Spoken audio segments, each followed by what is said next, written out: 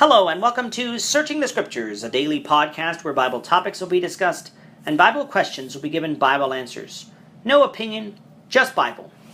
This episode is in response to a critique of our episodes concerning marriage, divorce, and remarriage made by the website www.standardandfamilycourt.com. In the last 4 episodes, we have discussed God's original plan for marriage from the beginning, the regulations concerning divorce under the law of Moses, a look at the context of what Jesus taught in Matthew 19, verse 9, and a word study of porneia. So if you didn't listen to those episodes, we invite you to do so by visiting our YouTube channel at www.youtube.com/East End Church of Christ. In this episode, we're going to discuss why Jesus used the word adultery in the same sentence as fornication in Matthew 19, verse 9. If fornication can also include adultery. In my discussion with people over the 10 seasons this podcast has been on YouTube, this question and the points I'm about to make have been made time and time again. I believe that if you consider the verse, Matthew 19, verse 9, the reasoning of Jesus becomes clear. Let's consider the word fornication. When a person commits fornication, it is a one-time act. Now, a person may do this several times, but each time is a separate sin of fornication. The word fornication is referring to the sexual act. Now let's deal with the word adultery. What in this passage is described as adultery? Is it the sexual act, the divorce, or the remarriage? Matthew 19 verse 9 in the English Standard Version reads, "And I say to you, whoever divorces his wife except for sexual immorality and marries another commits adultery." This passage isn't saying that the divorce itself is adultery, although Matthew 5:32 says that if a man divorces his wife except for fornication, he causes her to commit adultery because he is making it more likely for her to remarry. It also isn't saying that each time the remarried couple has sex, they commit adultery. It is stating that at the moment the wrongly divorced person remarries, they commit adultery.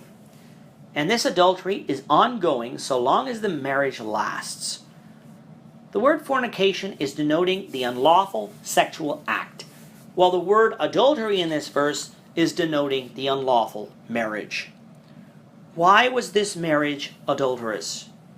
Because God was still holding the wrongly divorced person to their marriage covenant.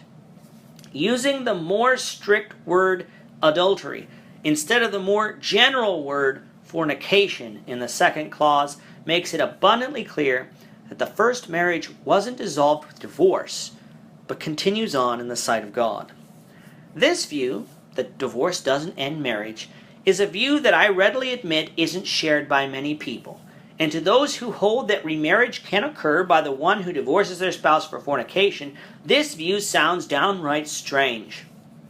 People might ask, well, if divorce doesn't end marriage, and God allows remarriage in one specific case, then doesn't that person have 2 wives? My answer is yes. Now, they don't have 2 wives that they are both intimate with, or that they are both living with, but in the sight of God, they have 2 wives. We have assumed that man can separate what God joined together, but that's not what Matthew 19:6 says. It reads, "So they are no longer 2, but one flesh. What therefore God has joined together, let not man separate." All this verse states is that God doesn't want man to separate what God joins. It says nothing about whether God separates what man separates. In fact, by the use of the word adultery in verse 9, it is clear that God doesn't separate what man separates. This is the reason that the person who is divorced for fornication can't remarry, because God is still holding them to their covenant. But he allows the one who puts away their spouse for fornication to remarry and not be in adultery. How can this be? Because God said so.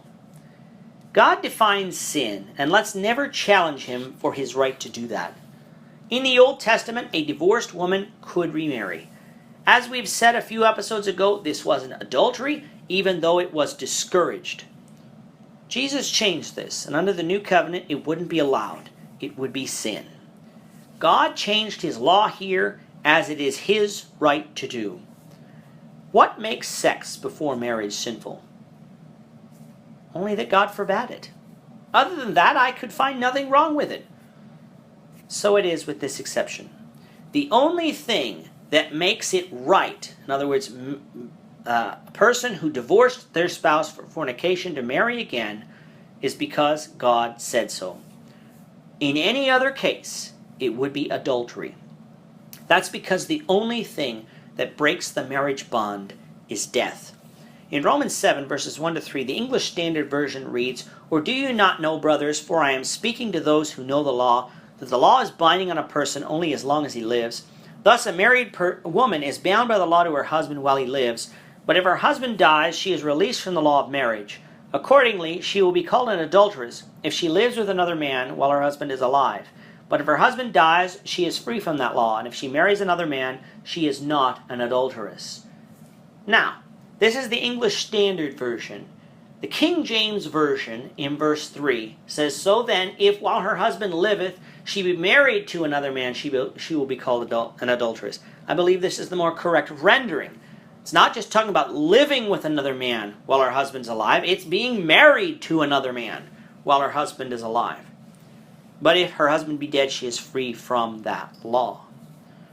Marriage ends at death. Doesn't matter what else God will allow or not allow.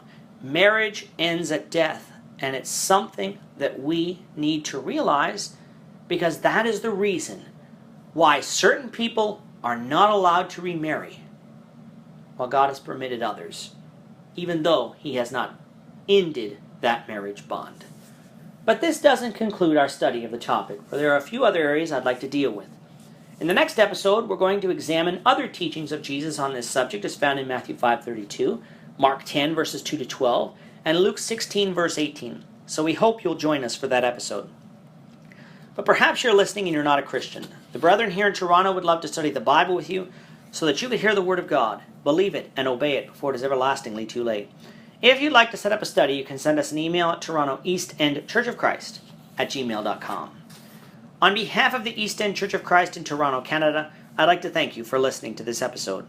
For free online Bible-based material, or to get directions to our meeting place, you can visit our website at www.eastendchurch.org.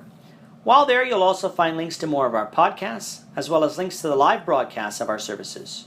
Should you have any questions about this or any of the other podcasts you may have listened to, you may leave a comment below or email us at torontoeastendchurchofchrist@gmail.com. Please join us, the Lord willing, again in the next episode, when we will be continuing our discussion of marriage, divorce, and remarriage. Goodbye for now, and have a great day.